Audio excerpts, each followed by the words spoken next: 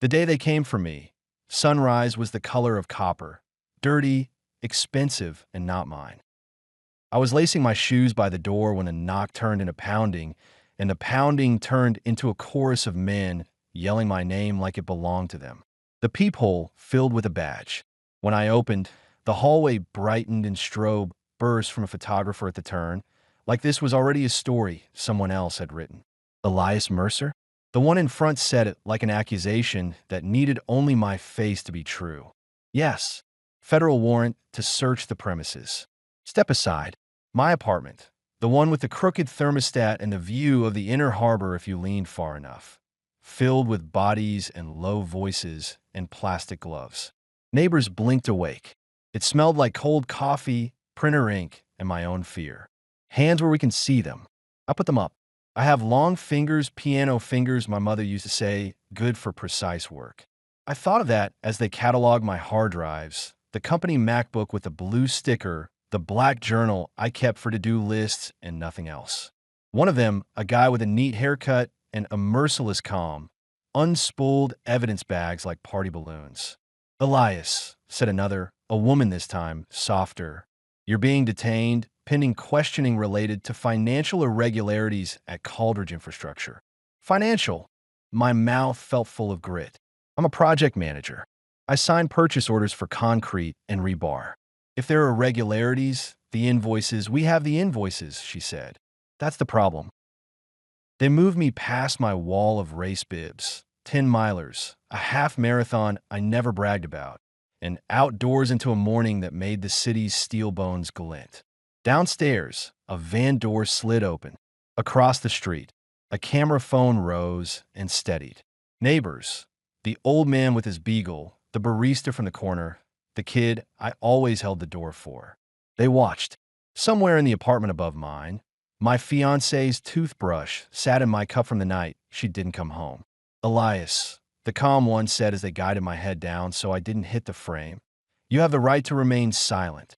I said nothing because there are times when words are gasoline. As the van door thudded shut, a text came through my watch.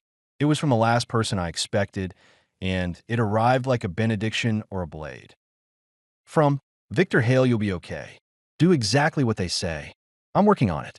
Victor, my mentor, my sponsor at Caldridge, the man who taught me to read a Gantt chart like a confession. The man who had promised, stick with me, and I'll make sure your hands never get dirty. I believed him until the cuffs clicked and the city started looking like someone else's. The thing about being framed is this. It feels exactly like being guilty to everyone who isn't you. They booked me, questioned me, released me. By late afternoon, the local business blog had my photo, me blinking, taken from a van as if I were emerging from a cave, and the headline said enough to damage a life, even if I want it back. Caldridge PM detained IN's six-figure fraud probe. By evening, my phone stopped vibrating. By night, my lawyer called with his voice like sandpaper and said the thing I would replay for a year. Eli, they've got vendor payments routed through a shell that resolves to your brother's old address. I need you to tell me that's impossible. It's impossible, I said. He was quiet long enough for me to hear myself breathe. Then we'll prove it. Victor texted me. I said because I was still in the part of the story where I thought that mattered. He said he's working on it. Good, my lawyer said. And because he didn't know our history, he meant it. I slept 2 hours. When I woke, I was already falling. Caldridge's HQ sits in a glass box that pretends transparency while keeping its secrets refrigerated. I had presented upstairs more times than I could count. Risk logs, budget variances, mitigation plans. Victor always sat at the end, the only man who didn't need the projector to see the numbers. He'd been with Caldridge 22 years and looked like stability with a haircut, silver at the temples, eyes that teetered between warmth and frost, a fearlessness about the bottom line. He found me 3 years back at a city procurement seminar. I was talking about site delays from a material shortage, and he came up after with that half smile. Do you always tell the truth when the truth is inconvenient? He'd asked. I don't know how to do anything else, I said, which was a confession and a request. Good, he said. Come work for me. He taught me how the margins breathe, where unexpected savings hide, which line items lie. He told me my second week, You can't be honest by accident. It has to be a decision you keep making until it makes you. I made it every day, which is why, 2 days after the raid, when Caldridge put me on administrative leave and HR said their hands were tied until the process plays out, I asked to speak to Victor. He brought me to a quiet conference room with a view of the commuter trains, silver arteries carrying people who had not yet been accused of white-collar crime. He handed me a bottle of water I couldn't open with my shaking hands. He opened it for me like I was a child. Elias, he said, and when he used my full name, it felt like a ring of safety. You'll get through this. Tell me you know I didn't do it. I do, he said, but knowing and proving are different games played on the same board. Then help me prove it. He glanced at the door, at the glass, at the opacity in the reflections. There are limits to what I can do right now. Legal will chew off my hand if I overstep. Then say it. Say it to HR. My voice frayed. Tell them I'm not a thief. He folded his hands. The company can't take positions until the facts settle. It's not about you. It's my name, I said, and the heat surprised me. It's my life. It's also my division, he said softly, and I won't let it burn for one case. I stared at him like I could force a different answer into existence. On the wall, someone had written a leftover agenda on the whiteboard. Q3 vendors, risk exposure approvals. The word vendors skittered under my skin. Victor, I said. The shell company they're tying me to. The address is my brother's old apartment. He moved to Arizona 2 years ago. Someone used his ghost. He nodded like he had already heard this detail. Let your attorney say that to the people who matter. You matter. He held my gaze for 3 seconds that I would later dissect like a crime scene.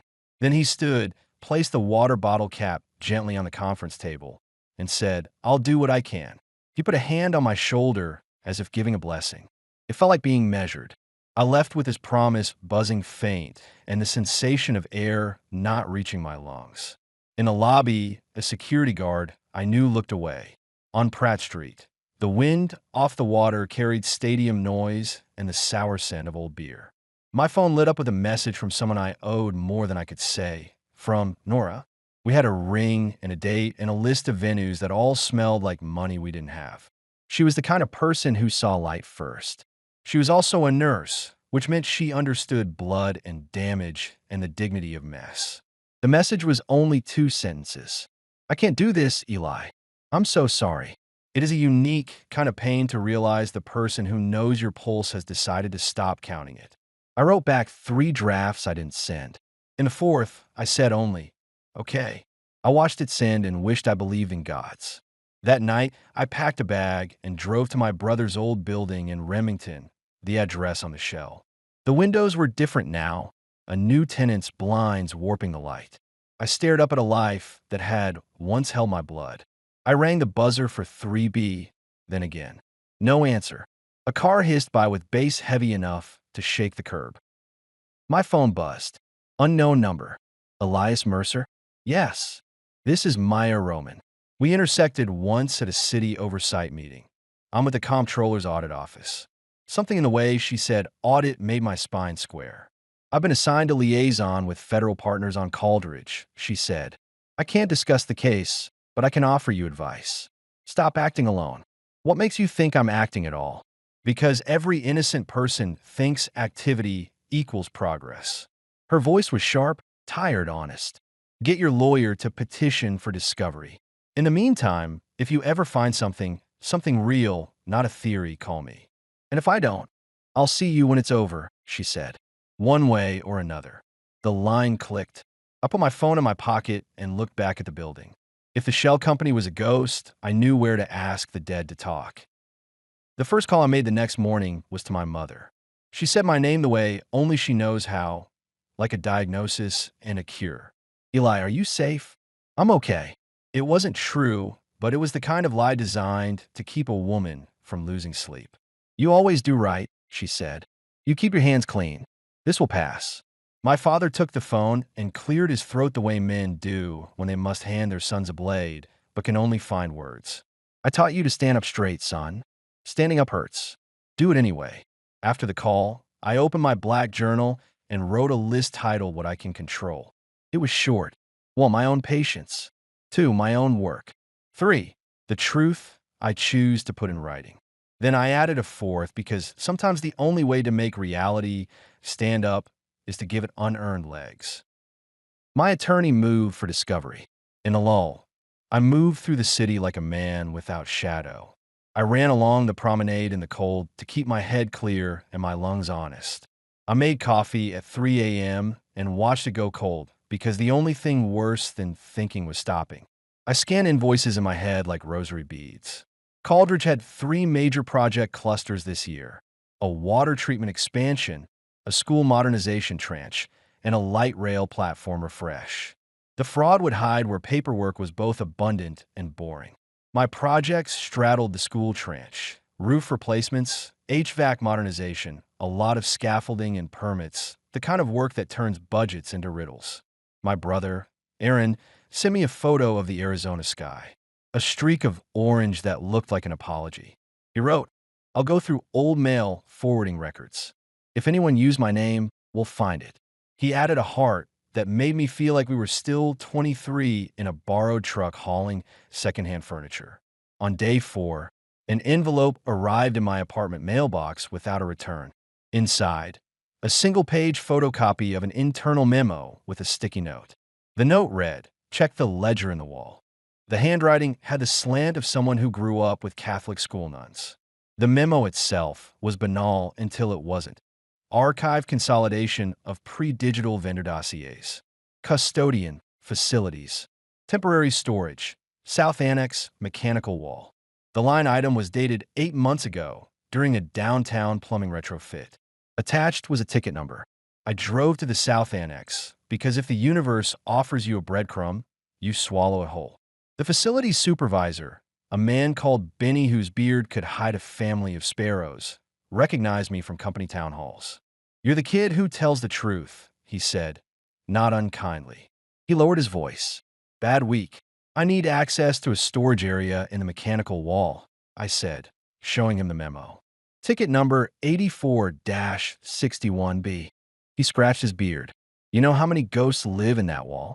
Old drawings, plan sets, boxes nobody opened since dot matrix printers. You don't have clearance. Then can you have clearance?" I asked. He looked at the paper, at me, then at the ceiling as if negotiating with an invisible partner. "I can have a lunch break that takes me past a certain key cabinet," he said. "If when I come back the padlock looks suddenly friendlier, I'll assume a miracle." "I believe in miracles," I said. He left me in a corridor that hummed with mechanical breath. I found a key cabinet. I found a padlock around a door painted institutional gray. I found, behind it, a narrow corridor between 2 walls where the building kept its secrets like dry bones. The air smelled like dust and ambition. I turned on my phone's flashlight and followed taped labels to a shelf with a cardboard banker's box. PRE Digital Vendor Files, Schools. On top, a second box. Archive dupes, do not discard. I opened the first. Inside were thin manila folders with names I knew: roofers, HVAC contractors, electrical subs. Along the bottom, paper-clipped invoices and W-9s, copies of checks that had been scanned and indexed poorly and forgotten. I thumbed through until a pattern started to prickle. A series of small contracts under $25,000. No board approval needed. Awarded to alternately named entities with almost identical P.O. boxes. I opened the second box. At the bottom sat a slim black ledger notebook, old enough to predate me, but crisp enough to outlast my career. On the first page, a neat hand had printed, "Shadow vendors, disbursement tracking." Below, columns for date, amount, project code, payee, routing.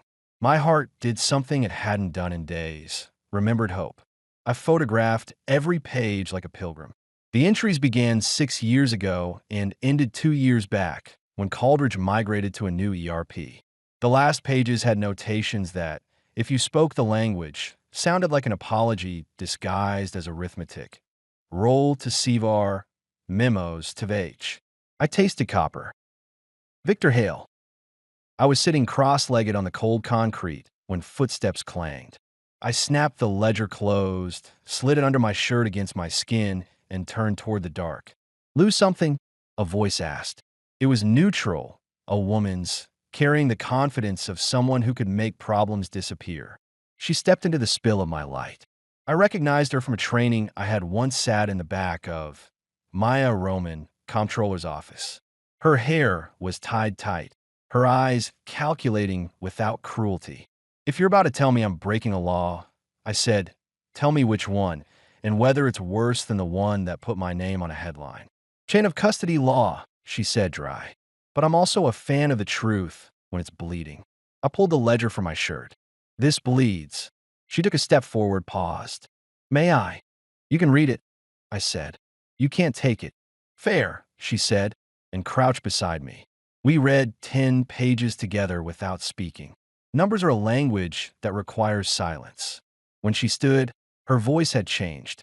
This notebook is either a smoking gun or a scrapbook for paranoids. But it names shell entities that predate your employment, and it initials a VH. Victor, I said, or Vinderhold, or variance header, or a dozen other things, she said. Don't let anger narrow your options. Anger keeps me upright. Evidence does the rest, she said. Photograph everything. Put the ledger back in a box. If anyone asks, you found nothing. If I put it back, someone else can burn it. If you take it, she said, someone will make the story about what you took. I stood there, ledger on my palm like a beating heart. Then I did what truth required. I put it back. Maya glanced toward the corridor. Get out first. Then call your lawyer. Then call me. You followed me, I said.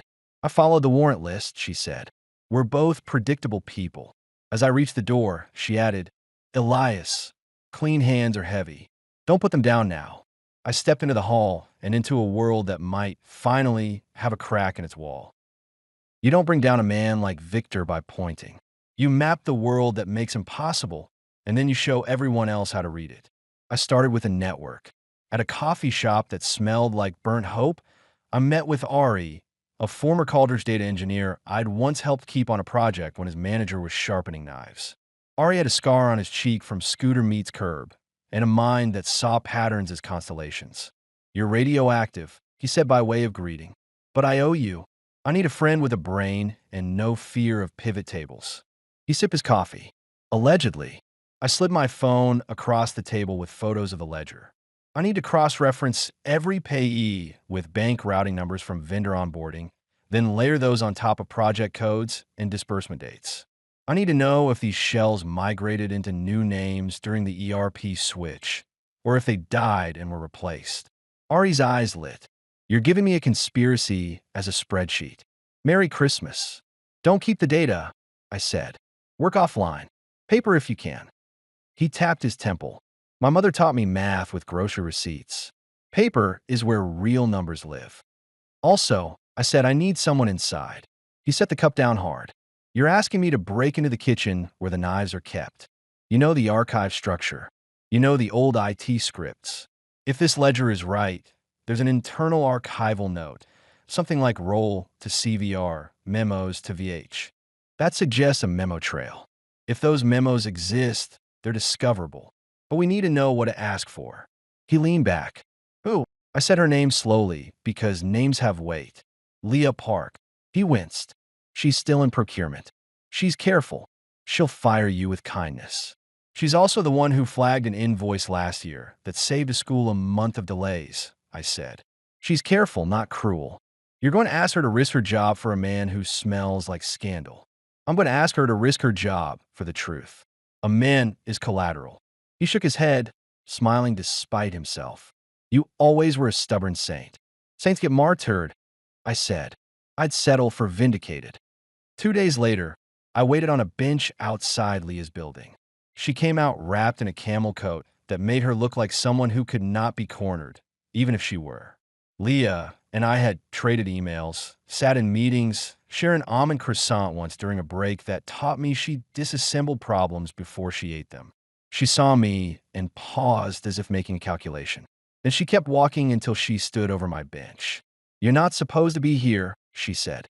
I'm not supposed to be a lot of things, I said. Most of them are wrong. She sat, leaving a small, careful space between us. What do you want? A favor I don't deserve, I said. And the truth you do. She waited without encouraging me. I slid a manila folder toward her. Inside, selected copies from the ledger, dates tied to school projects, payees that reappeared under new names, amounts cut suggested to avoid board approval thresholds. On a separate page, a printed email header from 2 years ago between her and Victor about streamlining vendor onboarding during the ERP switch. The email body was blank. The archive had coughed up only the metadata from an unindexed backup. "I found an old ledger," I said. "I didn't take it. I photographed it. It suggests a ring of shadow vendors predating me. It suggests someone shepherded them across the software migration. It suggests that person's initials are VH." She did not look surprised by the initials. "It also suggests you broke into a storage area." "I opened a door the building forgot it had," I said, "and found the one honest book we own." She looked at me a long time. "You wanted to go hunting. I want you to retrieve, for the purpose of truth, documents our own system already says exist. Onboarding memos, variance approvals, any use of CVAR during the migration that coincided with vendor name changes. And if there are security logs that show who accessed the vendor tables during the rollout, that too." "Why would I do that?" "Because your name is on a future, Leah," I said, "and that future is either built by people who think the rules are for other people, or by people who know the rules exist to keep us from turning into them." She exhaled, a small sound full of history. "You're not the first person to ask me for something like this." "And what did you say to the others?"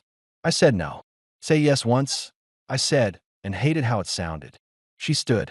"I have a cousin who worked for a school board vendor audit in another state. It wrecked her life for 2 years. She told me, when it's your name against their money, make sure your name is the one with a witness." She handed the folder back. "If I help, it's because I want that witness." "Then we do this with witnesses," I said. "Maya Roman at the comptroller's office will be our shadow. Everything we pull goes to both our attorneys. No secret caches. No heroes." She nodded once, a decisive tick. "I'll think about it." "Think fast," I said. "They're already thinking about me." She took 2 steps, then stopped. Without turning, she said, "Victor calls me late at night, sometimes with questions he could ask during the day. He says he's lonely. People like him are never lonely. They just prefer to owe favors where the lights are off." She left me with the cold and the sound of my own blood. That night, Ari texted me a photo of butcher paper pinned to a wall, lines and nodes like a map of a galaxy. "Constellation forming," he wrote. "Shells migrate in pairs.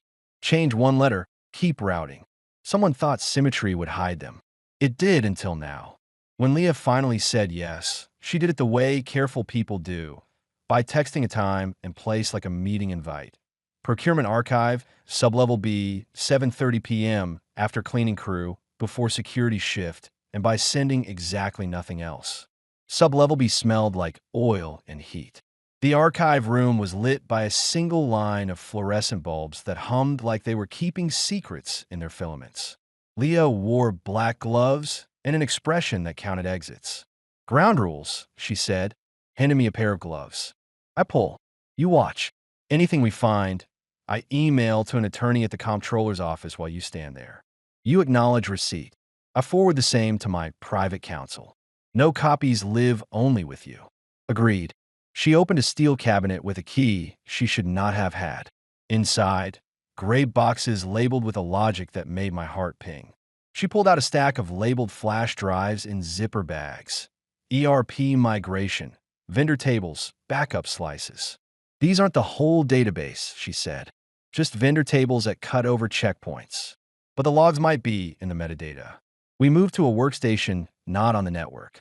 She booted from a clean USB and opened the first slice. The screen populated with columns that read like a city directory if the city was built from money. Vendor underscore name, tax underscore D, routing underscore last four, created underscore by, modified underscore at.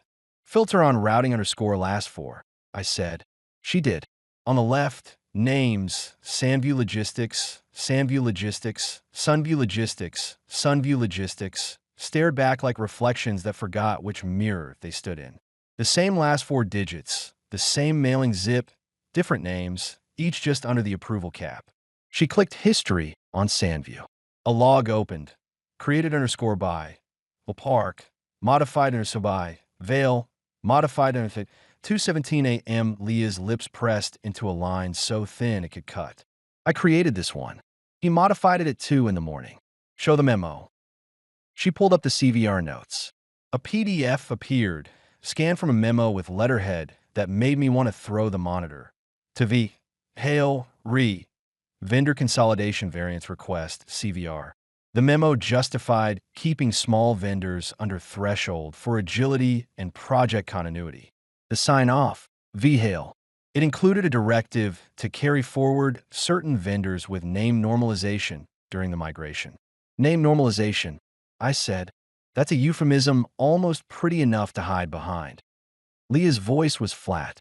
This is legitimate in some contexts, but paired with routing numbers and timing like this, it's a machine that prints deniability. She exported logs, emailed them to her counsel and to Maya. I watched each message leave the outbox like a breath I could see. Then she opened security logs. The screen filled with timestamps and usernames. She filtered by overnight hours. The list was short, Vale repeated like a drumbeat, with rare guests. One of them, Arindum.K. Ari, 2 years ago during the cutover week. Don't freak out, I said. He was on the data team then. He'd be shocked if he wasn't in the logs. Leah looked at me like a human lie detector. He may be clean, but logs don't care about maybes. She scrolled. Another username appeared twice. Roman. I blinked. Maya? The comptroller? Leah shook her head. Different Roman. Monique Roman. Internal audit contractor. She left a year ago. No relation to Maya. Of course not, I said, because life loves coincidences that don't help. We gathered what we could. As Leah slid the drives back, the room's door latch clicked. Someone's here, she said, and killed the monitor. We stood very still. The latch clicked again, followed by the soft hush of an opening door and the heavier hush of a closing one. Footsteps. Slow, confident, unhurried. Lights, a voice called. Calm. Familiar. Leah looked at me, then flipped the switch. The room lit like an interrogation. Victor stood in the doorway, coat unbuttoned, tie loosened, smile like a photograph. Working late? He asked. Leah said nothing. She didn't have a script for this because no one does. You don't have access to this room after hours, Victor said to me, as if reciting a policy to a child. That makes 3 of us, I said before I could stop myself. He glanced at the workstation. What have we here? Documents, Leah said, voice neutral. Being prepared for discovery and sent to counsel as we speak. Victor tilted his head. Diligent. I always appreciated diligence. Is that what you appreciated at 2 in the morning? I asked. When you normalize vendor names into a pattern a blind man could see? He looked at me with an expression that almost resembled pity. Be careful, Elias. The story you tell about me may become the story you believe about yourself. I believe numbers, I said. They believe you were awake when the rest of us slept and that you preferred vendors who misspelled themselves. He smiled. You sound like a man who thinks he's close to an ending. Endings are just the places where people stopped looking. He turned to Leah. Ms. Park, a word? No, she said, steady. Anything you have to say about vendor management can go to counsel. Victor's smile thinned. Then I'll be brief. The city contract award cycle begins again next quarter. There is space for people who understand how to make a system move. And there are cliffs for those who don't. Leah didn't move.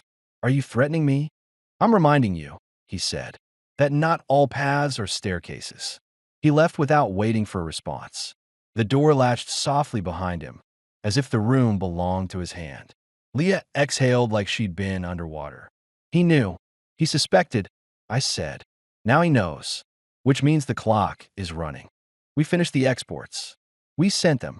We stood in the hum of fluorescent light with the unmistakable knowledge that we had put our names on a fuse. When I stepped into the night, the city air felt new. I dialed my attorney. I dialed Ari. I dialed Maya. I delivered the same sentence to each and heard it land differently every time. We have logs, memos, and a pattern. What we did not have yet was the thing that turns evidence into justice, a public. That would come, I realized, not from knocking on doors, but from throwing one open and inviting everyone in. And when that door opened, I planned to be standing inside, hands clean and very, very heavy. The morning after Victor found us in the archive, the threats started wearing suits.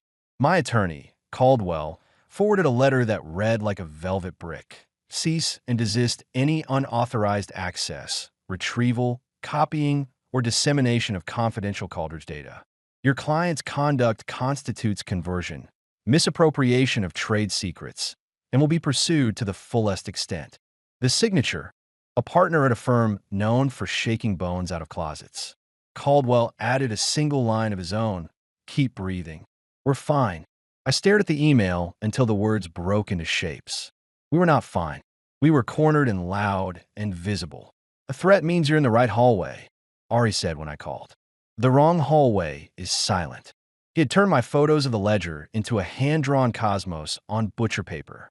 Each node, Sandview, Sunview, Fair Harbor, mapped to dates and project codes with the same last four routing. Thin pencil lines connected each tiny evasion like strands of spider silk.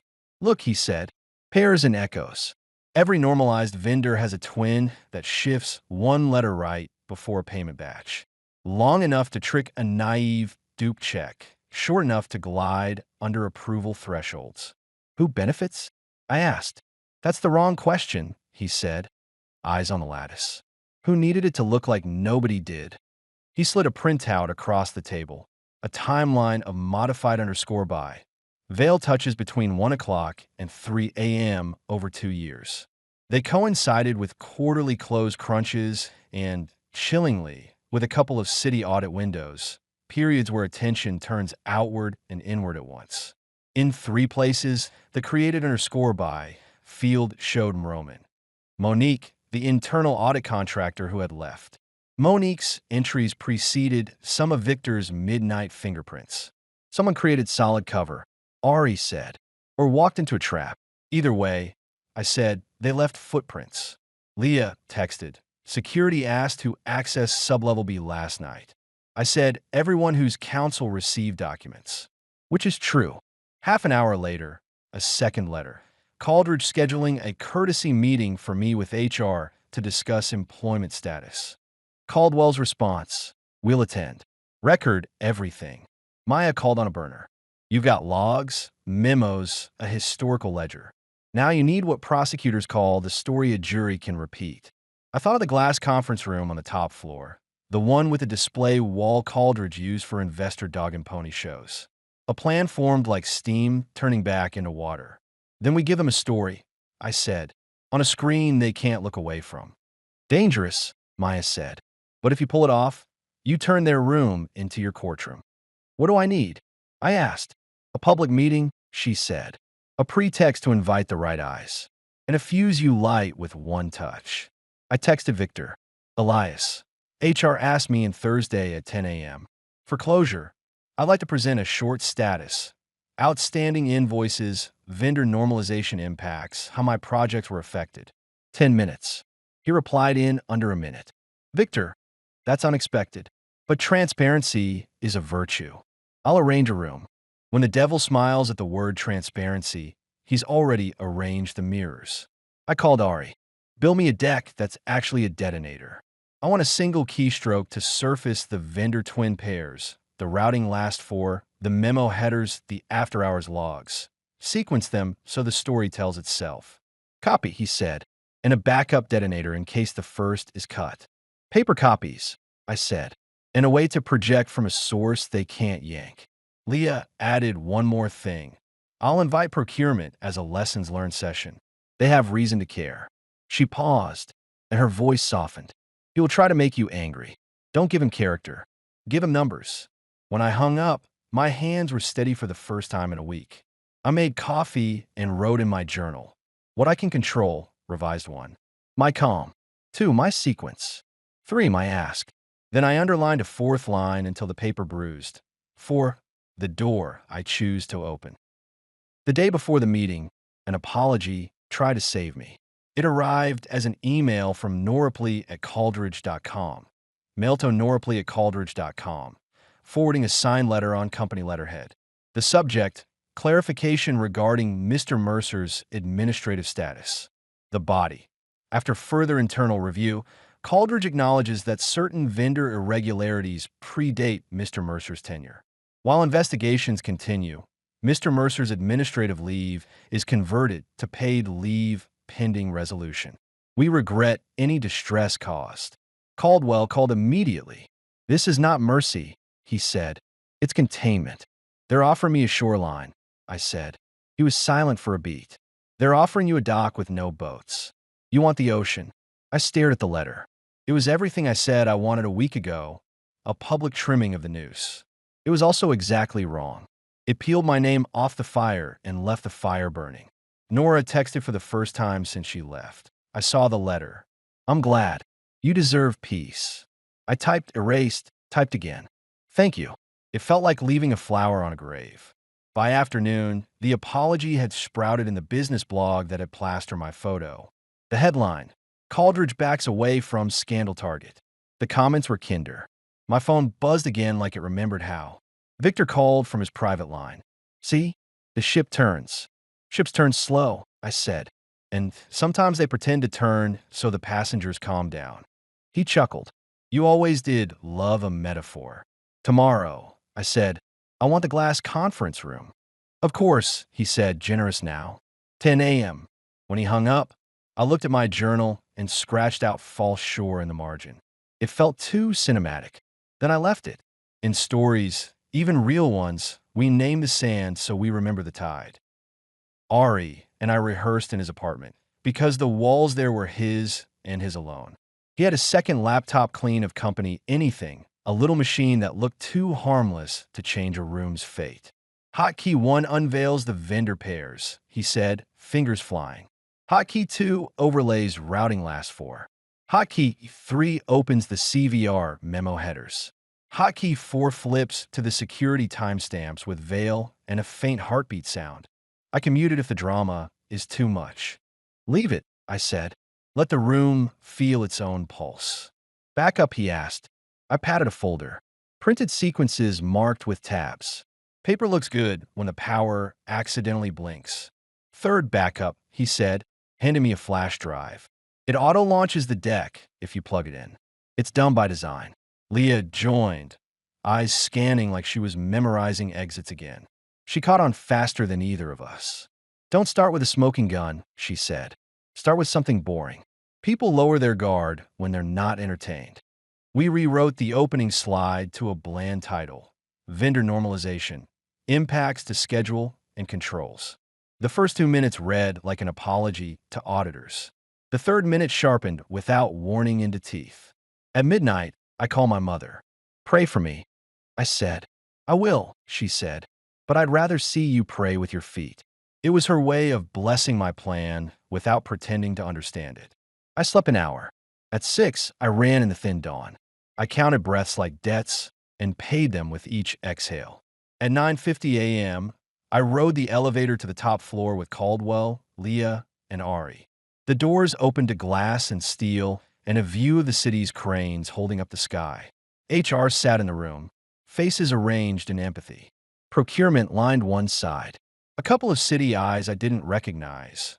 Maya's people, I suspected, sat in the back like polite shadows. And at the head, Victor, posture perfect, hands folded, smile warm enough to thaw ice that never learned fear. Elias, he said, rising, thank you for offering this. Transparency, I said. A virtue. We plugged in the little laptop. It found the screen and, mercifully, did not ask for permission. I began with dullness. Thank you. I'll be brief. The ERP migration included name normalization to consolidate vendor records. This is standard. However, in 3 cases, I showed 3 benign examples where normalization saved hours of reconciliation. Nods around the room. Eyes relaxed. Then, I said this. Hotkey 1. The galaxy appeared, just a graph, with no commentary. Paired vendor names pulsed gently. A murmur slid around the table. Each pair appears within days of a payment batch, I said. Amounts under the board threshold. 8 years, perpetuating through a software migration. Hotkey 2. Routing numbers overlaid like constellations. Same last four, different names, identical mailing zips. The heartbeat sound was subtle, but in a quiet, human. Ah, Victor said amiably. This looks dramatic, but routing last four can repeat. It's not hotkey 3. Memo headers. 2, V. Hail, Re. Vendor consolidation variants, CVR. Another. 2, V. Hail, Re. Name normalization directives. Another. To V. Hail, Re. Carry forward legacy vendors under threshold. Somebody whispered, oh. Again, Victor said, still smooth. These are legitimate. We often carry forward hotkey 4. Overnight logs. A small chime with each timestamp. Modified underscore by. Vale, 2:04 a.m., 2:17 a.m., 1:43 a.m. The page scrolled. 3 dozen entries over a year. A few other names appeared. I called them out before he could. Created underscore by. Entries appear for an internal audit contractor. Monique Roman. During migration staging, I said. Her counsel has been notified. I glanced at the back, where 2 people didn't blink. We are not here to litigate her role in this room. And Mr. Mercer's? Victor asked, voice light, eyes hard. I clicked once more. The ledger photos appeared. Shadow vendors, disbursement tracking. Dates, amounts, project codes, routing. And on the last page, the notation that had caught my breath. Roll to CVR, memos to VH. This predates me, I said quietly. But its momentum rolled across me. My brother's old address became a ghost someone wore. You can tie a shell to me and make it look like a noose. But the rope was braided years before I arrived. Silence. The kind you read with your skin. Victor smiled, gentle sadness. This is energetic, and in places, concerning. But I see narrative. I don't see intent. We normalize names to fix messy data. We sign variance memos to keep projects moving. We work at night because days are full. You have drawn a constellation and called a monster. Stars do not conspire. I turned to Leah. She didn't move. Ms. Park, Victor said, you understand operations. Surely you can speak to the mundane realities. Leah looked at him the way some people look at ocean storms from behind glass. Mundane realities do not require after-hours manual edits to vendor tables followed by immediate disbursements just under approval limits. Mundane realities don't pick the same last 4 routing for 8 years and split names by a single letter to trick dupe detectors. Mundane realities do not require threat letters to employees who export logs for counsel. He blinked slowly. I took a breath the size of a life and said the thing I had practiced in my head. I'm not here for my job. Keep it. I'm here for my name. You don't have to like me. You have to look at this. If I fabricated anything, call the police. If I'm right, call the comptroller. I turned to the back row. Maya. She stood only halfway, enough to be seen. The comptroller's office has received materials from multiple parties, she said evenly. We will coordinate with federal partners. HR shifted like chairs were suddenly hot. Victor adjusted his cufflink. And while you coordinate, we still have a company to run. He looked at me as if he pitied my optimism. Thank you, Elias. We'll take it from here. No, I said, heart loud, voice level. We'll take it from here. I held up a thin sheaf of printed pages. This room is on the record. The Livestream toggle is on. 3 faces went white. The display showed a small red dot in the corner, benign as a fruit. Procurement's director turned to HR. You approved a Livestream? HR looked baffled. We approved transparency for Mr. Mercer's presentation. That's what the invite said. Marketing meekly raised a hand. We thought it was internal only. It's not. Who's watching? Someone asked. Employees, I said. And a handful of city inboxes we copied on the invite. I looked Victor in the eyes. Receipts are best read aloud. He didn't move. Then he smiled like a man stepping onto a stage he crafted. Then let us be clear, he said to the room and the lens. We will investigate vigorously. And if anything improper occurred under my watch, I will accept full responsibility. The room breathed out. He had given them a shape to admire. Accountability with no specifics. But something shifted then, a small thing, almost nothing. Leah reached across the table and tapped the CVR memo on the screen. This one, she said. The attached spreadsheet lists legacy vendors to carry forward. One of them routes to a P.O. box that later resolves to a residential address in Remington. Her finger, with black glove and the archive now invisible, looked steady enough to balance a truth. That address used to be Elias's brother's. That vendor's payments started after the brother moved across the country. P.O. Box opened 3 months later by an LLC whose agent of record is a retired facilities clerk who died last year. Who signed the agent's renewal? The signature block is a stamp. Who had access to that stamp? The room was very, very quiet. I didn't look at Victor. I looked at the red dot. We'll wait. The wait lasted less than a minute, but it stretched like a terrible bridge. Maya's phone buzzed. She checked it, eyes narrowing the way eyes do when a message confirms a thing you hope is not true. She raised her head. We have enough to issue preservation notices company-wide, she said.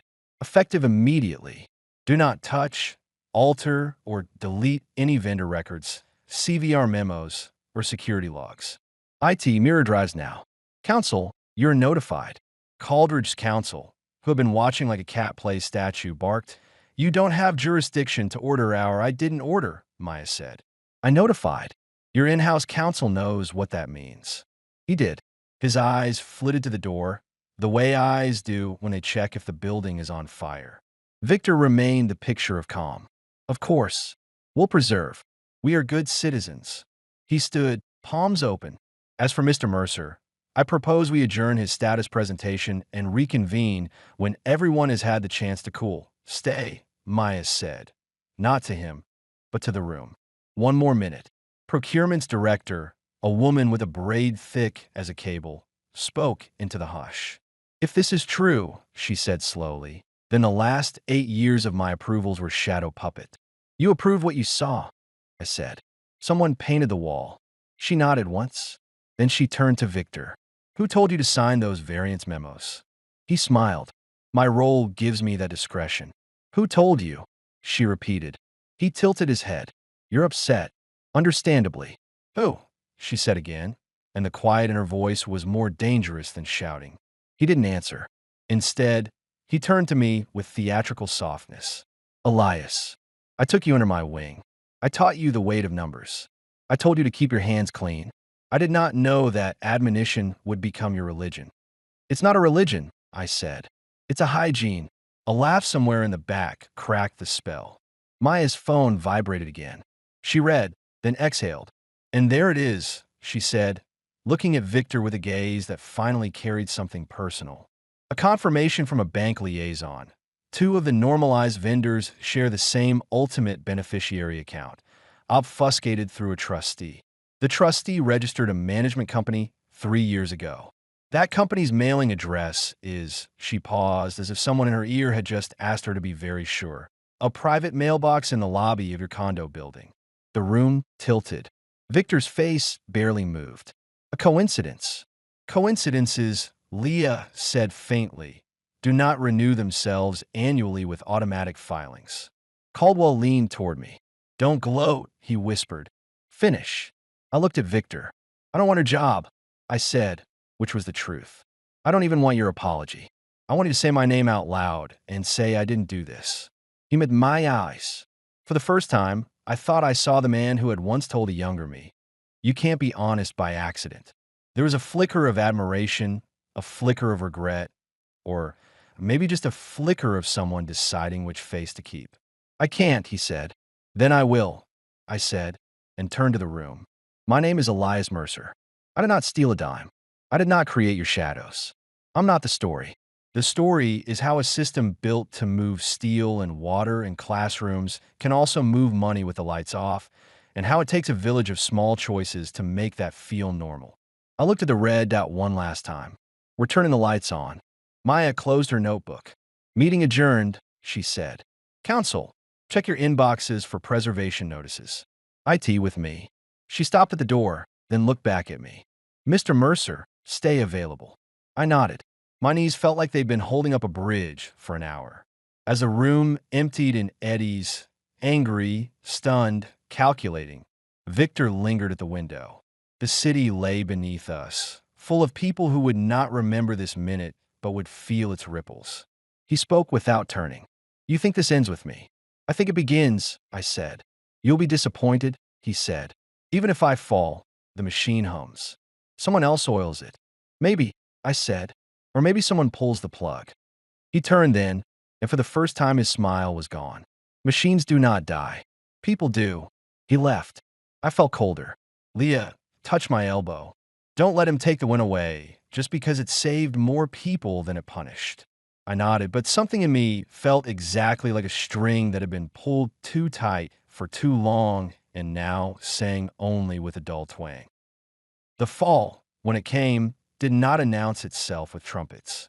It arrived like Baltimore rain, sideways, then everywhere. The city issued a public statement 2 days later.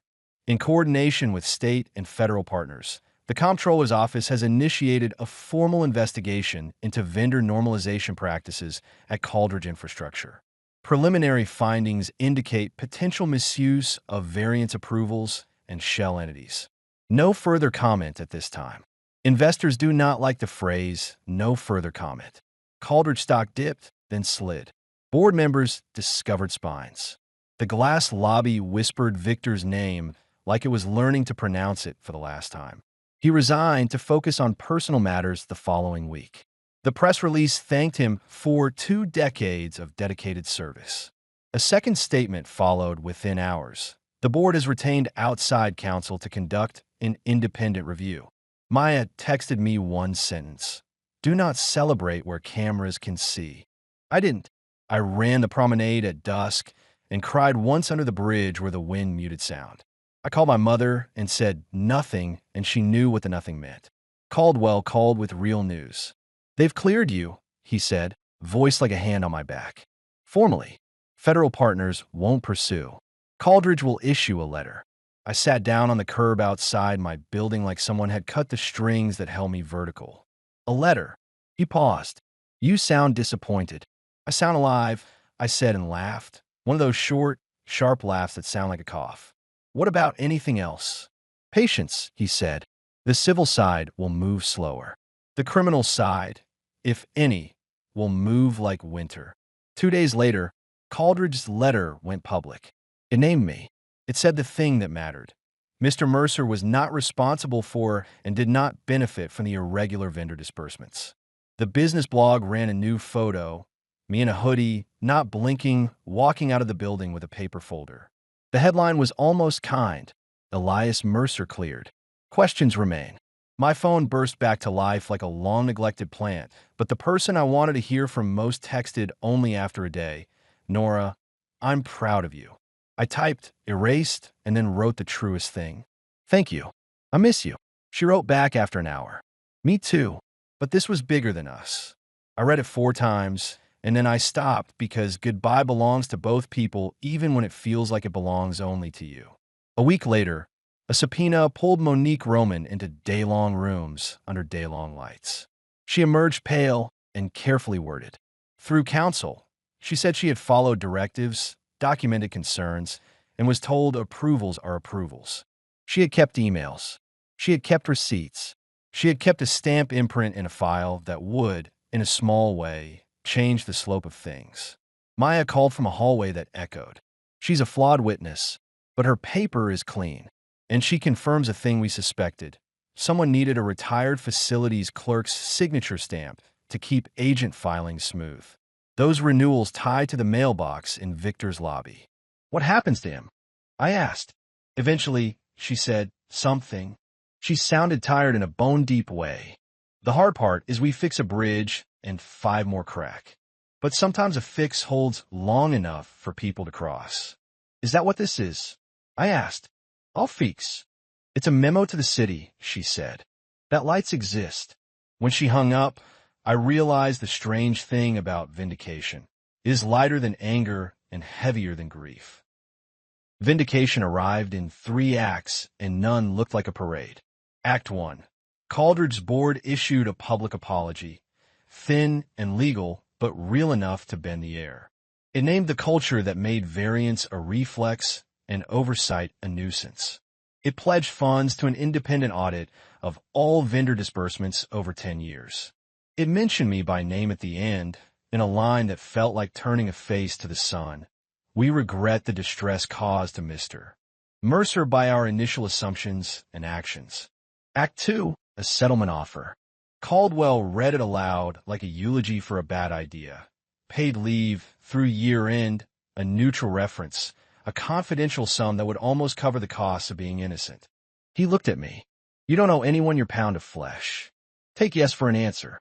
I thought of the ledger's neat hand. I thought of the camera phone the morning they put cuffs on me. I thought of my mother's clean kitchen table and the way my father says my name like he's ironing a shirt. I'll take the sum, I said, but I want one non-financial line. Caldwell blinked. Which? I want them to sponsor a city training for procurement officers on dupe detection and post-migration controls. Public, with my name on the slide as invited speaker. That's petty, he said. Then he smiled. And perfect. Act 3, a Livestream session in a city auditorium with bad sound and good intentions. The title on the screen, Vendor Integrity, Lessons from a Migration. The first slide was not mine. It was Caldridge's board chair, a woman with steel in her voice and humility learned at cost, saying, "We failed to notice what a manager noticed because we trained ourselves to see speed as a virtue.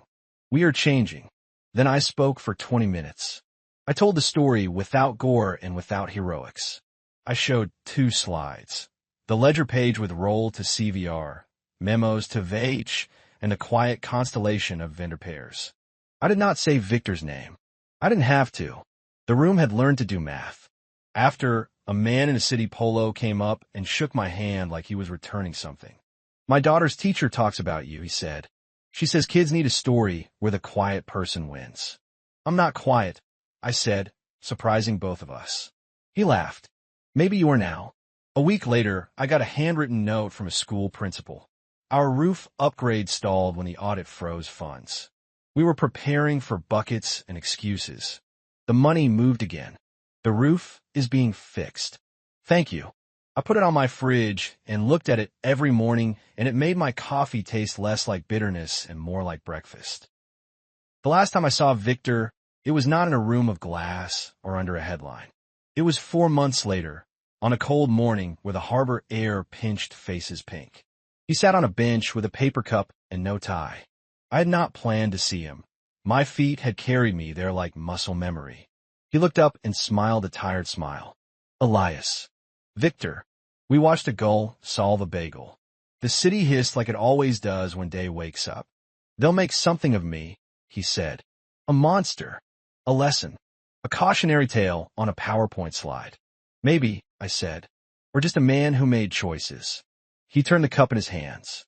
"Do you want me in prison?" he asked, blunt now, like he was finally tired of performing. "I want the system to stop letting people be clever at night," I said. "If prison is part of that story, it's not for me to want."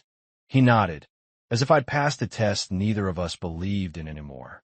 "Do you ever wish you'd taken the off-ramp?" he asked. "That letter? Paid leave, a quiet fade." "Every day," I said. "And no." He laughed into his coffee. "You were always a terrible politician." "I'm not running," I said. He looked at my hands. "Still clean." "Heavy," I said. We let silence be the last honest thing between us. I walked away first. The city opened in front of me like a choice. I could go home and make eggs. I could call my mother. I could run until my lungs remembered how much air costs. I could text Nora a photo of the water and say nothing, which is a kind of saying. Instead, I walked to a school with a roof under construction. I stood across the street and watched workers move like a choreography of competence. A kid in a puffy coat walked past, looked up, and said to no one in particular, "They're fixing it." "Yes," I said out loud, to him and to the winter and to the part of me that had almost believed in the false shore. "They're fixing it." I thought then of the ledger in the wall, of the woman who told me clean hands are heavy, of the friend who drew me a constellation on paper, because some truths are too delicate for screens. I thought of Leah's steadiness, Ari's mischief, Caldwell's measured sandpaper voice. I thought of my brother in Arizona, texting me sunsets that looked like forgiveness.